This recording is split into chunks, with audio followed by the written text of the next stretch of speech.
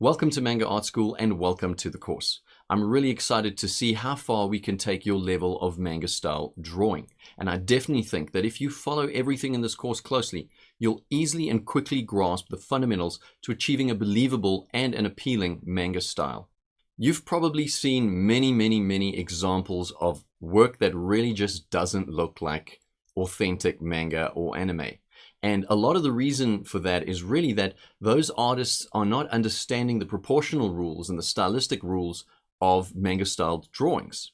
Manga and anime do not have just one set style, but rather they have a few fundamental rules that they follow to achieve a particular look. At its core, this course is really about learning those elements that define the manga style. And I'm going to teach them to you in a logical, clear, and coherent way that you can remember them and implement them very quickly. If there's one thing I absolutely want to avoid in this course, is you drawing work that looks like a poor copy of manga style rather than an authentic manga style. So in that same vein, let me encourage you to really learn a lot of the proportional work off by heart so that you can quickly and easily build out your own manga stylization. This course is taught as if you're in class with me.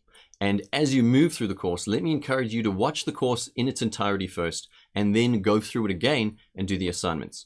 And the reason I ask you to do this really is quite simple. When you have a macro view of all the theory, it's much easier on the second time through to go in and do the work in a logical and coherent way. Really what we're doing is we're stacking theories and we're building stylistic and proportional rules on top of one another. Having the big picture view will help you to learn to draw manga and anime style much faster. So while it may seem a bit of a chore to go through the course twice, it's actually going to make you faster in the long run. So definitely do that. I am absolutely thrilled to have you in this course. I'm really excited to see you creating manga style and anime style works that look authentic, that do not look like weird mimics or fake versions of anime or manga, that look like real anime and manga, real authenticity. If you want a taste of all the theory being used, feel free to go to the demos module at the end of the course, and there you'll be able to see demos being done from start to finish, along with some commentary time-lapse videos as well. All right, that's the end of the introduction. Let's get straight to the work. I'll see you in the next lesson. As you begin moving through the course, I want you to keep in mind the two-stage workflow of rough and refined. And what this really means is that you're letting go of all inhibitions and you are working roughly, you're being loose, you're focusing on correctness and not prettiness, and fundamentals and not an aesthetic, because you want to work on the rough and make sure the rough is solid first, and then you can go in and tidy and neaten and clean things up. So here is an example of a rough and refined workflow of a character called Ichiko, which I've drawn. And you can see on the left hand, it's pretty darn messy, pretty darn rough. And on the right hand side, we have the nice cleaned up lines with a cleaned up workflow. Now, as you move through the course, you will learn all the elements in order to do this type of refinement. In addition, you will learn how to do this stylization.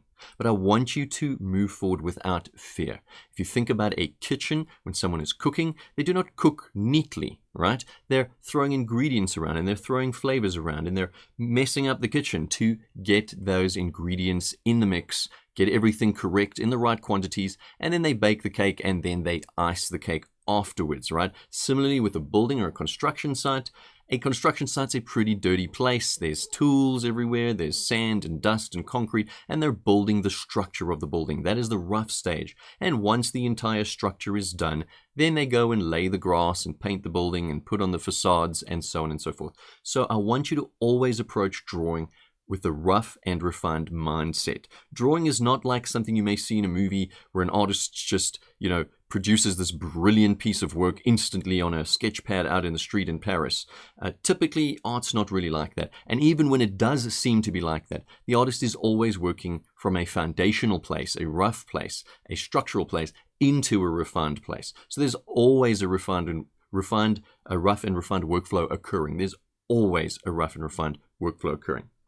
And here you can see just a few more examples of the rough and refined workflow here in a head drawing, and then here just in some typical rough drawings as well. These are very much rough, very much loose, and you can see the construction lines there and what have you. And on that note, while you're moving forward doing this, feel free to be loose. Use your arm, your elbow, and your shoulder to draw quick, loose lines. Don't be afraid to just keep recircling things in the rough stage. Be rough, be loose, be messy. Don't worry so much about aesthetic. I'm an artist, I know that you guys are artists, and I know what we worry about. Don't worry about the aesthetic. Don't worry about what things look like, especially in the rough stage. Focus on making sure that things are correct, that your proportions are correct, that your size, your spacing, and your locations of elements are correct, that your measurements are correct. So be rough, be loose, be messy, and work in the two-stage workflow. I'm really excited to get started, so I'll see you guys in Module 1.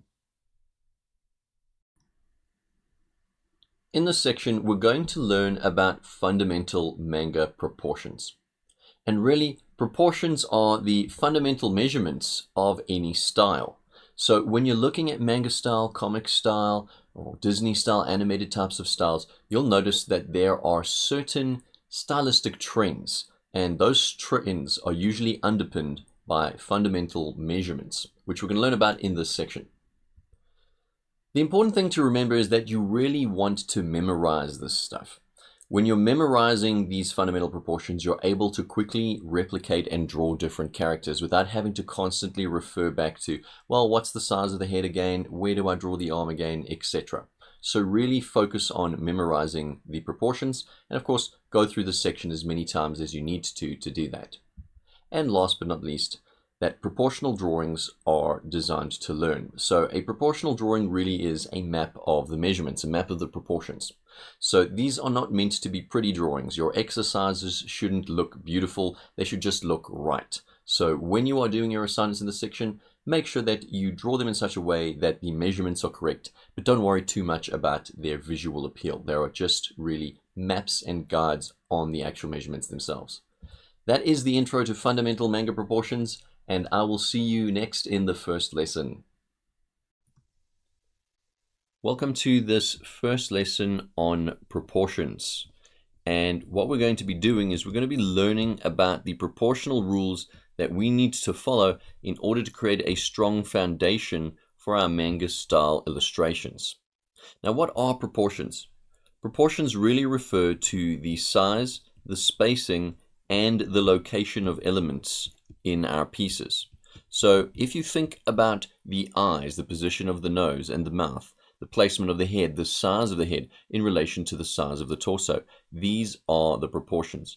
In a sense, you can think of them as the hidden stylistic rules for the size and the spacing and the location of the elements. Now, proportions themselves are extremely critical. They are the secret to pretty much all the styles. If you want to draw in an American comic book style, there are some proportional trends that you will see in that type of work. Similarly, for Disney styled work, you will see certain proportional styled trends, and the same goes for manga. Now, of course, manga has many sub-styles and differentiating features from one manga artist to another, from one anime series to another. And so what we need to keep in mind is that these proportional rules are really guidelines. They're just a basis for us to work off of, but they're a solid basis, and they allow us to iterate and expand and grow our own stylization from these guidelines. Last but not least, and very important, is I want you to remember that you need to really strive to learn these proportional rules off by heart, right? Learn the rules off by heart. And the reason for that is that once you learn these proportional rules off by heart, you're able to very easily and quickly draw multiple manga characters without having to spend a great deal of time going back to a proportional guide, trying to say, oh, okay, let me draw this here. Oh, I need to measure this thing here. When you have it in your mind, it makes drawing much easier, and it's pretty much essential if you want to get work done in a reasonable space of time. So learn the rules off by heart. Okay, let's jump straight into the proportional rules, and we're going to work from top to bottom on each of these proportional guides. Now, in front of us, we've got two different sets of proportions. Both of them are worked out using the head size, and so we refer to the first one as 7 heads and the second one as 8 heads. The head itself is used while you're drawing, that you'll use your thumb and your forefinger or your middle finger to measure out the head of the character you've drawn, and then copy those measurements down the rest of the figure as you're drawing in the rest of the body. And that's pretty much how we start measuring out the proportions. So let's start with the one on the left. It's a 7/8 proportioned, feminine looking body. But this particular proportional system can be used for young males and females, and it is pretty much the most common type of proportions for manga, your 7 heads proportions. Now, generally speaking, when you have older characters or more muscular characters, more strong characters, you'll be using the 8 heads proportions on the right. This is also called idealistic proportions, and it's also used in comic book style work. Now, manga proportions do vary between the subgenres, so depending on the genre that you're moving toward, you'll want to use one or both of these systems as you're drawing your manga characters. But far and away the most common is the 7-head system, so let's start there. Our first head over here, it defines the head height itself. And from this head height, we start getting multiple points of reference and measurements. So as we move down to the bottom of the second head over here, you can see that we're able to now define a location of the nipples, which is about a third of the second head. And this is our nipple line. And the nipple line is pretty important as a measurement tool. We don't measure at the bottom of the second head for the breasts, because that would then limit us to the size of the breast we might put in a female character, or the size of the pecs we might put in a male character. We want the nipple line, which will help us to correctly position where the nipple should be, and then we can establish the breast size from there, whether they're bigger or smaller breasts and so on. Moving down to the bottom of the third head, we get the crotch line. And the crotch line helps us define the V shape that lets us kind of indicate where we are placing the crotch. Now, it's an approximate location. These are guidelines. You can put the crotch directly on the line. You can put it a little bit lower. You can even put it a little bit higher. It depends, right? And it depends really on what you're going for and the body style you're going for. But typically, the crotch line is around the bottom of the third head. And in addition to that, the navel line or the belly button line is around halfway of the third head. So let's put that in, navel line. And you can see here the navel of the belly button is just a little bit above the line. It can go in this area, in this region. You can put it a little bit lower as well. And then just slightly below the second head, around a third into the third head, is the rib cage line. All right. Now, don't get panicked when you kind of seeing all these lines and all these sort of splits and divisions. It seems more complex than it is really. Once you learn the measurements, it's very quick to iterate on this.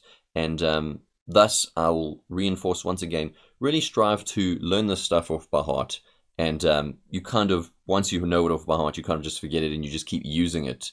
And it's kind of very automatic. And so the rib cage line over here helps us define the bottom sort of V shapes of the rib cage, and at the same time helps us kind of figure out a good location to put in our elbows.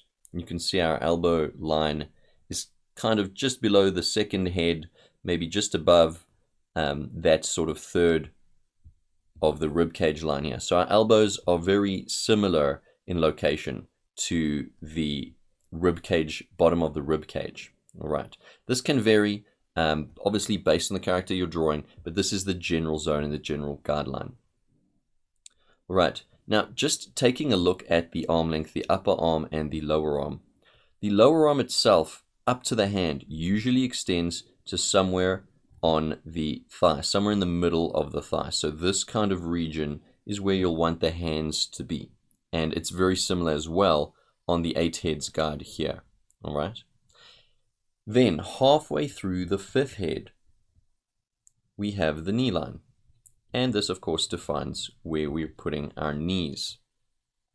And then lastly, the bottom of the 7th head, we have the foot line. And this shows us where to extend our lower legs to.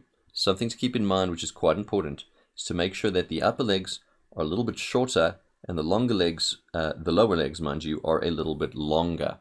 And this gives the character a more of a manga-like look. When you take a look at a lot of manga and anime characters, they tend to have slightly exaggerated leg lengths, and this is where it's from in terms of the 7 heads model. Most of the time, we're fitting in their head up to the crotch in just 3 heads, and the remaining head length is for the legs. All right. So it can actually just say here torso and head, and here we can say legs. All right, so that's pretty important to remember, and which is substantially different in a sense in the 8 heads model. All right, now looking at the shoulder width is really defined by having 1/3 of the space of the head on each side of it. This is for a female character. For a male character, you can extend this on the 7 heads model to about a half on each side, if not a little bit more. Just keep in mind that you feel that the proportions look reasonably appealing or acceptable to you, not too crazy, unless crazy is what you're going for. So it's 1/3 of space on either side of the head on the female model, and we do about a half for male. All right. Looking at this once again, this 7 heads model, keep in mind that this is the most common type of proportional measurement for male or female, even though we've got a female figure drawn here. And a little bit later on in the lesson, I'll explain to you how to masculinize or feminize your lines, and some key differences between male and female when we're drawing out the figure. Right. But the proportions really stay the same. Let's move on to the 8 heads proportions here. Once again, more of the masculine build characters, strong characters, older male characters. It's not to say you can't use this for strong female characters as well. Starting at the top, we have the headline. And that defines the top of the head to the bottom of the chin. The bottom of the second head defines our nipple line.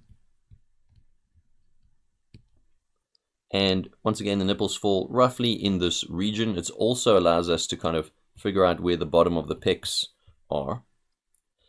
Bottom of the third head helps us to find the navel line.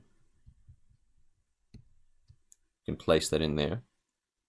And you can see roughly halfway between this third head, we have the bottom of the rib cage, which is our rib line.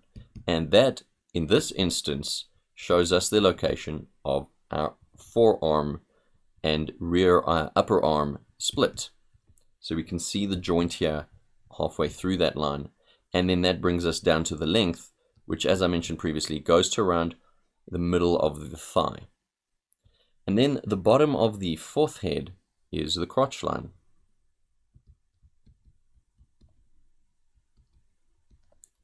The middle of the sixth head here is the knee line. And then last but not least, the bottom of the eighth head is the foot line. All right. Now, the width of the shoulders in a male form, particularly in the 8 heads, is an entire head's space. And that gives you a good amount of space for a masculine build. And now that we've done that, it's important to actually take a look at the key differentiating factor between a male build and a female build. And really what this is that in males tend to have broader shoulders and narrower hips. This is a bit of an exaggeration, this symbolism, but it's good for remembering. And females have the exact opposite. They have narrower shoulders and they have broader hips. And the reason for this, let's take a look at these two characters. The reason for this is that the pelvis of the female is wide, and the reason it's wide is so that it can accommodate childbirth, right? So it's there to accommodate childbirth. And you can see on these models here, we have the female with the smaller shoulders and the wider hips, and the male with the wider shoulders and the smaller hips. And to take a quick look at the pelvic structure, effectively, the pelvis itself in a female is wide. So this is the pelvis, very rough version of it. It's pretty wide across. And what happens is the great trochanter, which is at the top of the femur bone, which is at the top of the leg bone, I will draw here, it's the upper leg bone, comes down like this. The femur comes down and the great trochanter comes out of the pelvic bone like that. And because it's wider, the great trochanter itself pushes the skin out further, and so women have broader hips for that reason. That's the femur over there. But in males, the actual pelvis itself is more narrow, something like that. So it's narrow horizontally and taller vertically. All right. Once again, proportions are critical. They're our anchor point, our baseline fundamental for the structure of the elements in the figure, the size, the spacing, and the location of the elements. Please put in the time, learn these off by heart. You have these resources as well. In addition, there is a demo of me drawing out these exact proportions that follows this lesson. That is the end of the proportional lesson, and I will see you in the next lesson. In this lesson, we're going to take a look at feminine and masculine lines. And what we're going to do is we're going to use core shape theory to help us understand this concept a little better. On the left, we have a circle, and on the right, we have a square. And below that, we have keywords associated with these very basic flat shapes. Circles tend to be soft. They give off a friendly vibe. Something that is round doesn't seem like it's about to stab you, so it's seemingly kind of gentle. It has connotations of gentleness and kindness as well. It doesn't seem like it could hurt you in any way. Conversely, squares give off the impression of solidity and strength. They're robust, they're sturdy, they don't look like they can move easily or roll around. And so understanding this basic shape theory leads into how we can understand how to draw our lines in a way that give the aesthetic of femininity or masculinity. Looking at our proportional drawings here, where we have the girl on the left and the male on the right, the female on the left and the male on the right, we can see that there are a lot more curvier round lines in the feminine form. And this is something that's very important to remember and is often overlooked when drawing characters. To get more of a feminine feel in your female characters, you want to make sure you're using a lot of C curves and S curves and avoiding any harsh angles when things turn. Conversely, in the male forms, you really want to bring out some of those angles. Common places where you can see them are in the jawline, at the points of articulation where the joints move, and in various other contoured areas where you can try to use angled lines to really exaggerate the robustness and sturdiness of the male form. In a nutshell, this is effectively the feminine and masculine lines. Keep them in mind as you move forward drawing in manga style. I'll catch you guys in the next lesson.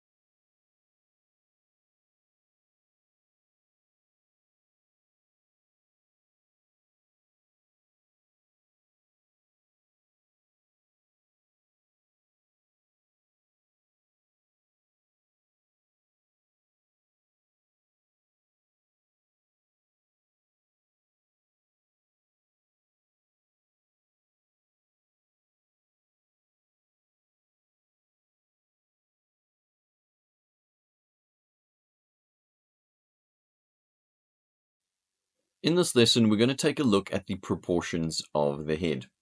And no matter how you stylize these proportions, they're absolutely critical for achieving an authentic manga style look. They may look pretty straightforward on the surface, but there really is a lot of nuance to them, and there's a lot you can do with these proportions. Really, manga style heads are one of the key identifying things about manga style. So, unlike the body, where you can get away with sort of bending the proportions a little bit here and there, creating some proportional deviation here and there, the head you really want to strive to stick to these proportional rules. Otherwise, you veer into territory where it doesn't quite look like manga, or it looks a little bit weird, a little bit strange, and it loses a lot of its authenticity.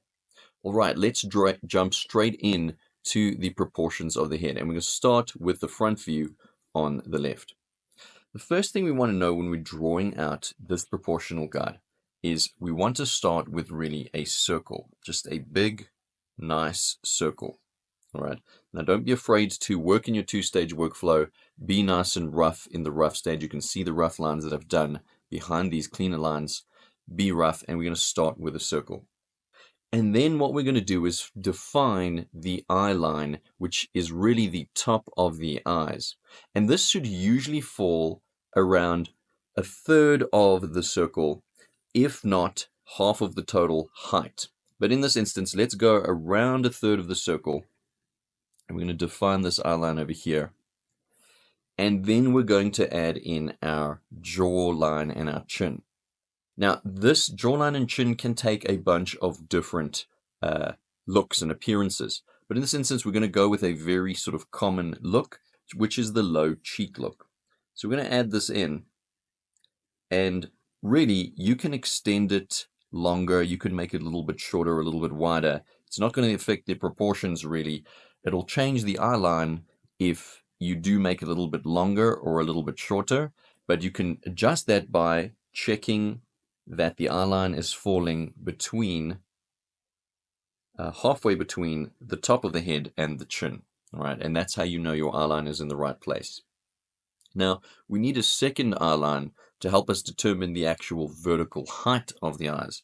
And that is then determined by around 1/3 of the lower section of the face. So if we mark out sort of roughly 1/3, we can find that we have the lower eye line section, and that gives us a good height. The eye placement in manga is pretty pivotal. We want to make sure the eyes are big, but not too big, because they really are one of the key expression mechanisms of manga style drawings. So we have the eyes here at 1/3, and that is the eye line right there. And we want to remember this is half of the space, and this whole section down here is half of the space as well. So that helps us define this eye line over here. It's the top of the eyes. Now the ears themselves, the ears are falling within that space themselves as well. So the ears take the height of the eye. And if you've done idealistic proportions, you'll already see there's quite a lot of significant differences here from the manga stylization of the head to what we would really do in a normal kind of realistic type of stylization. Let's move on to the placement of the nose. The nose in this instance is really just a dot over here, and it's placed just below the eye line, somewhere just below the eye line. Of course, it can take many different styles. It can be a little kind of an L shape or a little ridge, but we want to underemphasize the nose in this particular stylization, especially from the front view. And then the positioning of the mouth falls itself around 1/3 of the remaining space between the nose and the chin. So it's the top third over there, and that is the mouth line. All right. And then the spacing of the eyes themselves. You don't have to draw them this neatly when you're doing your proportional diagrams. Just draw them as circles, but the spacing of the eye is roughly 1 eye width away. So roughly 1 eye width away from each other, if not 1 1/3 even. And then the placement of the eyebrows is just above that eye line. Then when you're placing the neck, this does vary depending on the age and the bulkiness of the character, but generally speaking, the neck is within the little cheek bends on the outsides here, so you can just place in 2 necklines there. Now, once again, these proportions may seem trivial, and we're actually going to deep dive the proportions of the eyes, how to draw the noses in depth, how to approach the mouths, etc., especially as well the ears. The key thing here to remember is that the head proportions are much more strict than the body proportions. Really invest time and learn these head proportions, because moving elements slightly can really detract from that authentic look. Let's move on to the side profile of the head. And once again, we start with a big circle. And there's a particular technique we can do to really get this front of the face reading. What we want to do is create a center line here down the circle, and then create a slightly angled line, just a bit greater than 45 degrees, maybe around 60 degrees, and get that line in like that. And that can extend down to the line that's defining our bottom of our chin, which we can then pull in. And what we want to do then is place the eye line, the top eye line in, also around a third. You can see that these measurements are duplicated from the front of the face. So if you learn the front of the face, you'll relatively have the same measurements for most of the elements on the side view. And you'll see that suddenly the nose takes on this three-dimensional appearance in the side view. And that is really quite strange when you think about it. And that is largely because manga faces and the elements of manga faces, the eyes, the nose, the mouth, are largely symbolic abstractions of the real forms. So they're not actually forms. You can think of the eyes more like stickers, right? And the strange changes that happen to the nose are just one of those things in manga. They're not really rooted in reality. Nor is the side view of the mouth changing, because front and three-quarter views of the head really largely have symbolic mouths, not really mouths based on realism, but rather a symbolic abstraction of realism. Nevertheless, we'll get more into it, but keep in mind, manga faces and the elements of the faces really are more about symbolism and clear communication of expression, more than they're about super dynamic 3D forms that are based on high-end anatomy. All right. But of course, they are based on the anatomy, but they're an abstraction of that anatomy. All right. So then once we've placed this angled line down, we can then extend our nose shape out in this way, bring it down, and then begin to imply these lip shapes. And the lines stay the same. The mouth line stays the same. The nose line's dot here stays relatively the same in that instance. And of course, the ear line itself as well also stays the same. Important to note, the ear gets placed behind the center line over here. And then we can extend the neck down and extend a nice reverse C-shaped curve there underneath our chin line once we've drawn in our chin shapes. And in the instance of the side views, typically you don't use side views that much, but in the instance of the side views, really learn this particular contour, and you can then iterate from there once you really are used to drawing this particular contour in the side view. Once again, it's very symbolic, and so you want to learn this in a rote fashion, or a parrot fashion, as they say. Now, moving on to the eyes, something quite critical about drawing the eyes in profile view, and that is that you want to have a very sort of flat top shape. This one's curving a little bit, but you want to have a very flat top shape and then an angled bottom line. If you draw it in any other particular way, it's going to look wrong. It's going to look weird. You don't want to draw it sort of in this shape, do something like this and try and bring it in. It just looks strange. It looks like a front eye. Once again, it's symbolic, so we need a symbolic side view. All right. And then you can simply just extend a C-curve down the front and a little bit of a closing line there just to close the eye shape. But keep in mind this general shape, sort of flat at the top, angled at the bottom.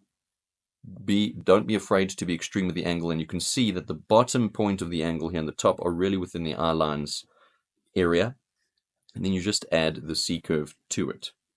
What you can do as well, so here I've extended it a triangular view. You can just take a quick look. You can see there's a triangled corner of this particular shape. So these essentially are our head proportions. And really, you want to strive to get everything in the correct place. Go through this lesson as many times as you need to get these exact positional markings down. Let's go over it one more time. We have the first half of the head here, and the second half of the head defined by the bottom of the chin as giving us our top eye line. And then our bottom eye line is 1/3 down of the remaining space. So we divide that remaining space and we get that third. And we get our bottom eye line. And once we have this key eye line measurement, everything else is pretty easy to work out from there. The nose is just below the bottom eye line.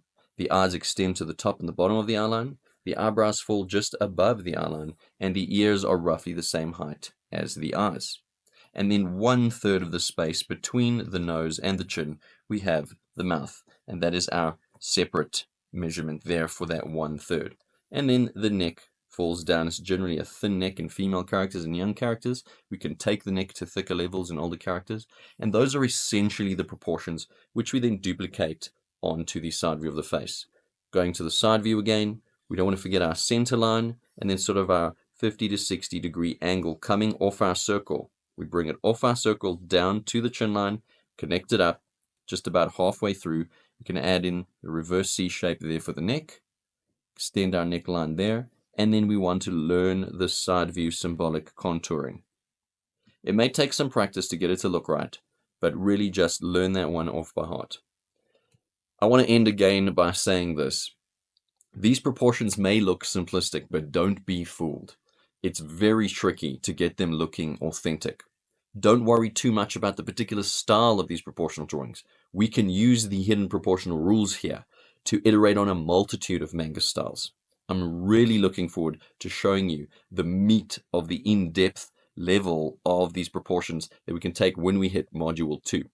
So before we get there, just know that you also have a demo of these proportions being drawn, so definitely look through that, and I'll see you in the next lesson.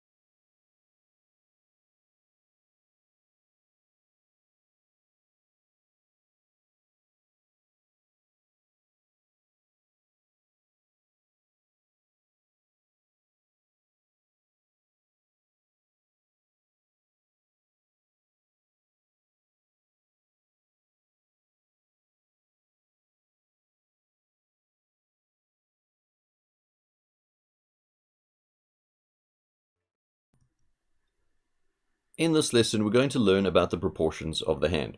Fortunately, the proportions are pretty straightforward and easy to learn, so let's jump right into it. The first thing that we're going to want to do is draw a circle to kind of define the measurements of the palm area. And what we will then do is kind of measure out the length of this palm area and extend it up that exact same length. We want to duplicate that length up, and that will give us the height of the middle finger. And now we have some great reference points for drawing the rest of the fingers. Effectively, about 1/5 of that middle finger down, you can draw a line, and it gives you the relative height of the forefinger and the ring finger. Now, the forefinger is typically just a little bit shorter than the ring finger, so you can extend the ring finger just a little bit above that line. And then about 1/3 down of the ring finger, it gives us the height of the pinky finger or the little finger. And we can then extend that down into the shape. Then when we want to draw in the thumb's positioning, we horizontally halve the circle, and then we can draw another circle, which is sort of indicative of the joint of the thumb, the big muscle that you can feel on your hand. And what we can then do is just draw out the thumb size from that shape and bring it down. And effectively, these are the proportions. The most important measurement is to duplicate the height of this circle, and that will give us the middle finger height. And really, those are the proportions of the hand. You want to really learn this off by heart, get it down. This should be the quickest proportions for you to learn, and these are essentially also the same as the idealistic proportions, which are basically our real world proportions for drawing hands. The great thing with hands is that hands themselves are easy to reference because you have two of them right in front of you. So if you do find that you're struggling with the proportions, just take a look at your own hands, or anytime you're battling to draw hands themselves. Let's move this to one side and take a look at some other key factors when considering drawing the hands.